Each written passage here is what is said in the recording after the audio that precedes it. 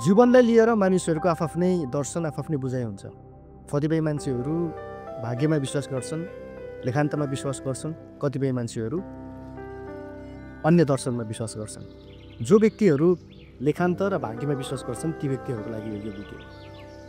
अब पहिलादेखि नै हैन अलरेडी सबै कुराहरू तय गरिएको छ, तय हुन्छ, त्यही अनुसार नै हाम्रो जीवन चल्ने हो भन्ने कुराको विश्वास गर्ने हो भने फेरि भाग्य अथवा लकले यो कुरा भयो भन्ने कुरामा विश्वास गर्नुपर्नेको तात्पर्य हुन्छ कि हुँदैन भन्ने प्रश्न पनि जीवितै छ। जे कुरा म भन्न गइरहेको छु यो मेरो व्यक्तिगत धारणा हो, यो समयअनुसार परिवर्तन पनि हुनसक्छ।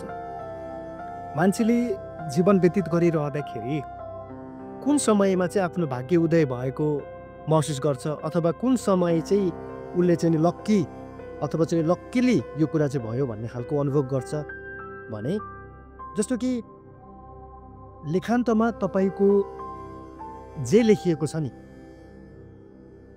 त्यही कुरालाई चाहिँ तपाईँले भौतिक संसारमा जीवन व्यतीत गरिरहँदाखेरि त्यही कुरा चाहनु भएको छ र त्यही बाटोमा तपाईँ चाहिँ नि हिँड्नु भएको छ भने त्यो लेखान्तमा भएको कुरा जसरी पनि हुने नै छ र तपाईँले पनि त्यही कुराको चाहना गरिरहनु भएको छ र प्रोसेसमा त्यही कुरा लागि परिराख्नु भएको छ भने त्यो ठ्याक्कै हुन्छ क्या।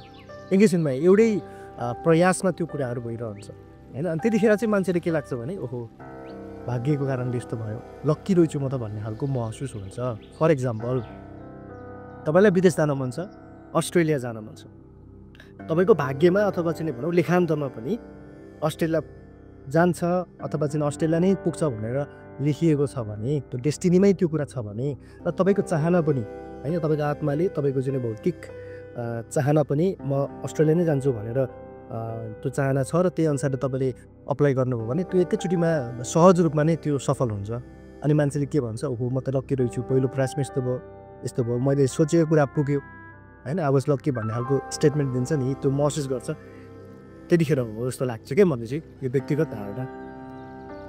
अब कतिपय मान्छेहरू चाहिँ आफूले चाहँदै पनि चाहेको कुरा पनि भइरहँदैन, उनीहरू चाहिँ नि दौडधुप गरेर हुन्छ होइन।